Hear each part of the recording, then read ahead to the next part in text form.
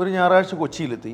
അത് എൻ്റെ ഏറ്റവും പ്രിയപ്പെട്ട സുഹൃത്തിൻ്റെ സ്ഥാപനത്തിൽ ഉദ്ഘാടനമായിരുന്നു. അന്ന് എൻ്റെ പഴയ കുറച്ച് സുഹൃത്തുക്കൾ, കുറച്ച് ബിസിനസ് സുഹൃത്തുക്കൾ, അവരെ അവിടെ വെച്ച് കണ്ടു, കുറച്ച് നേരം സംസാരിച്ചു. അപ്പോൾ ഞങ്ങളൊരു 3 പേരുണ്ടായിരുന്നു. ഞങ്ങൾ 3 പേര് ഒരു 2021 മുതൽ വളരെ ക്ലോസ് ആയിട്ടുള്ള ആൾക്കാരാണ്. ഒരുപാട് സന്തോഷവും ഒരുപക്ഷെ നമ്മുടെ ഈ വളർച്ച താഴ്ചകളൊക്കെ നേരിട്ട് കണ്ട, നമ്മുടെ വളർച്ചയിലൊക്കെ കൂടെ ഉണ്ടായിരുന്ന 3 സുഹൃത്തുക്കൾ. ഞങ്ങൾ 3 പേരും കൊണ്ട് ഒരുപാട് കാര്യങ്ങൾ ഡിസ്കസ് ചെയ്തു. നമ്മുടെ യാത്ര, നമ്മൾ വന്ന കാര്യങ്ങൾ, നമുക്ക് വന്ന ഫെയിലിയേഴ്സ്, നമ്മൾക്ക് എന്തൊക്കെ മാറ്റങ്ങളൊന്നും, ഇങ്ങനെയൊക്കെ നമ്മൾ ചർച്ച ചെയ്തുകൊണ്ടിരിക്കുകയാണ്.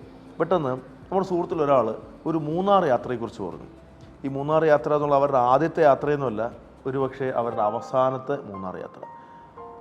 ആ കഥ, ആ ഒരു ഇൻസിഡൻറ്റ് എൻ്റെ ജീവിതത്തിൽ ഒരുപാട് തവണ ഒരുപാട് കാര്യങ്ങൾ മാറ്റി ചിന്തിപ്പിക്കാനും മാറി ചിന്തിക്കാനും എന്നെ പ്രേരിപ്പിച്ചിട്ടുണ്ട്. ഒരുപക്ഷെ ഒരു തരത്തിലുള്ള ഒരു പക്വത എനിക്ക് ആ ഇൻസിഡൻറ്റ്, ആ സ്റ്റോറി പറഞ്ഞപ്പോൾ എനിക്ക് കിട്ടി.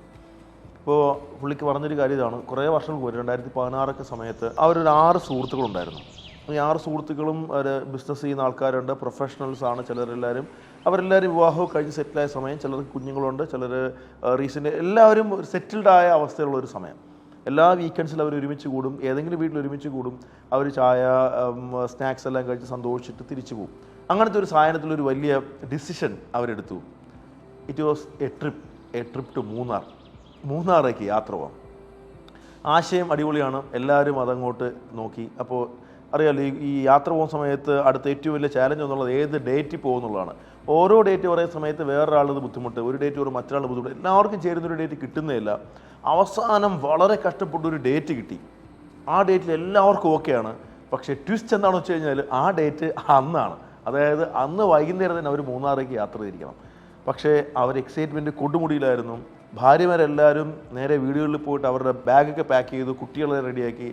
ഈ ആണുങ്ങളെല്ലാം, പുരുഷന്മാരെല്ലാവരും വണ്ടി തപ്പിപ്പോയി. എല്ലാവർക്കും ഒരുമിച്ച് പോകാൻ പറ്റുന്നൊരു വണ്ടി വേണം, അതാണ് അവരുടെ മെയിൻ ആവശ്യം. ഒരുമിച്ച് പോകാമെന്നുള്ളതാണ് തീരുമാനം. പല രീതിയിൽ നോക്കി, ഒരു രീതിയിൽ വണ്ടി കിട്ടുന്നില്ല. അന്നത്തെ ദിവസം ക്യാൻസൽഡ്, യാത്രയില്ല. അവർക്ക് നല്ല വിഷമമായി. പക്ഷെ അന്നൊരു വലിയ തീരുമാനം, ബോൾഡ് ഡിസിഷൻ അവരെടുത്തു. അത് സ്വന്തമായി ഒരു ടെമ്പോ ട്രാവലർ വാങ്ങുക എന്നുള്ളതായിരുന്നു. 1 മാസത്തിനകത്ത് അവരൊരു ബ്രാൻഡ് ന്യൂ ടെമ്പോ ട്രാവലർ എടുത്തു. അതവർ കസ്റ്റമൈസ് ചെയ്ത് AC വെച്ചു, TV വെച്ചു, മ്യൂസിക് സിസ്റ്റം, ലൈറ്റിംഗ്, എല്ലാ സാധനവും സെറ്റാക്കി. ഒരുമാതിരി പ്രതികാരം ചെയ്യുമ്പോൾ പിന്നെ അവർ മൂന്നാറിലേക്ക് യാത്ര ചെയ്തു. കുറേ തവണ യാത്രയില്ലാത്ത വീക്കെൻഡുകളിൽ, യാത്രയില്ലാത്ത ദിവസങ്ങൾ അല്ലെങ്കിൽ വീക്കെൻഡ് അല്ലാത്ത ദിവസങ്ങളിലൊക്കെ ഈ വാഹനം അവർ റെൻറ്റിന് കൊടുത്തിട്ട് വേറെ കാശുണ്ടാക്കാൻ നോക്കിയാൽ എവറിത്തിങ് വാസ് ഹാപ്പി. അങ്ങനെ കുറേ കഴിഞ്ഞു. മൂന്നാറിനുള്ള സ്നേഹം പോയി. അവർ മറ്റ് പല സ്ഥലങ്ങളിലേക്ക് യാത്ര, കൊടൈക്കനാൽ, വേളാങ്കണ്ണി, അവിടെ ഇവിടെയൊക്കെ ട്രാവൽ ചെയ്തു. ആൻഡ് വൺ ഡേ, കുറേ നാൾക്ക് ശേഷം പിന്നെയും ഒരു ആഗ്രഹം, മൂന്നാറേക്ക് യാത്ര പോകണം. പഴയ ഓർമ്മ. ശരി, പോകാൻ തീരുമാനിച്ചു. എല്ലാം റെഡിയായി.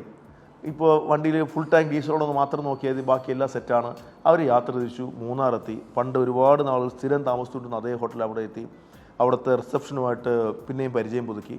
ആൾക്കാരുടെ എണ്ണം, ഇപ്പോൾ എണ്ണം കുറച്ച് കൂടുതൽ, കുട്ടികളൊക്കെ വലുതായി, അപ്പോൾ കുറച്ച് കൂടുതൽ റൂം വ്യത്യാസമുണ്ട്. ഇതെല്ലാം നോക്കിയിട്ട് അവിടെ റിസപ്ഷനിൽ ആ പയ്യൻ അഡ്വാൻസ് തുക പറഞ്ഞു. അഡ്വാൻസ് തുക പറഞ്ഞപ്പോൾ ഒരാൾ മറ്റൊരാളെ നോക്കി, ആൾ അടുത്തയാൾ നോക്കി, ആൾ അടുത്തയാളെ നോക്കി, എല്ലാവരും പരസ്പരം നോക്കി. എന്നിട്ടൊരു നിശബ്ദതയായിരുന്നു. കാരണം ഒരാൾ കരുതി മറ്റേ കാശുണ്ടാവുന്നു, മറ്റേയാൾ കരുതി അടുത്തയാളുടെ കാശുണ്ടാവുന്നു. കാരണം അവർ എപ്പോഴും ഇങ്ങനത്തെ യാത്ര പോകുന്ന സമയത്ത് ഇത്തരം അഡ്ജസ്റ്റ്മെൻറ്റ്സ് പതിവാണ്, നമുക്കെല്ലാം അറിയാവുന്നതാണ്. പക്ഷേ അൺഫോർച്ചുനേറ്റ്ലി അന്ന് എല്ലാവരുടെയും കൂടെ കാശെടുക്കാനുള്ള ഒരു ആകെത്തുക ആരുടെയും കയ്യിൽ ഒരുമിച്ചുണ്ടായിരുന്നില്ല. അന്ന് അവിടെ നിന്ന് അവർ ഒരു ചെറിയ തട്ടുകടയിൽ നിന്ന് ഭക്ഷണം കഴിച്ച് അവരന്ന് രാത്രി തന്നെ മൂന്നാറിൽ നിന്ന് ഹൈ റേഞ്ച് തിരിച്ചിറങ്ങി. അങ്ങോട്ട് പോകുമ്പോഴത്തേക്ക് ആവേശവും പാട്ടും ഒക്കെ ഉണ്ടായിരുന്നൊരു വാഹനത്തിൽ ഒരാളും സംസാരിക്കുന്നില്ല. പൂർണ്ണമായ നിശബ്ദത. വെളുപ്പിനെയായപ്പോൾ അവർ വീട്ടിലെത്തി. ഇതെല്ലാം പറയുമ്പോൾ എൻ്റെ ഈ സുഹൃത്ത് ചിരിച്ച്, തമാശ പറഞ്ഞ്, ചിരിച്ച് കളിച്ച്, വളരെ എൻജോയ് ചെയ്താണ് ഈ ഒരു ഇൻസിഡൻറ്റ് പറയുന്നത്. പക്ഷേ എനിക്ക് ഒരു നിമിഷം എനിക്ക് ആ ഹൈ റേഞ്ച് തിരിച്ചിറങ്ങുന്ന ആ സ്ത്രീകളും ആ ഭാര്യമാരും മക്കളും അവരുടെയും ഒരു അവസ്ഥ എനിക്ക് മനസ്സിലാക്കാൻ പറ്റി. എന്തുകൊണ്ടാണ് നിശബ്ദമായതെന്ന് എനിക്ക് മനസ്സിലാക്കാൻ പറ്റി. കാരണം ആ വിഷമം വന്ന് ആ തൊണ്ടയിൽ വന്നത് ഇങ്ങനെ കുടുങ്ങി നിന്നിട്ടാണ് അവർക്കൊന്നും സംസാരിക്കാൻ പറ്റാതായിരുന്നത്.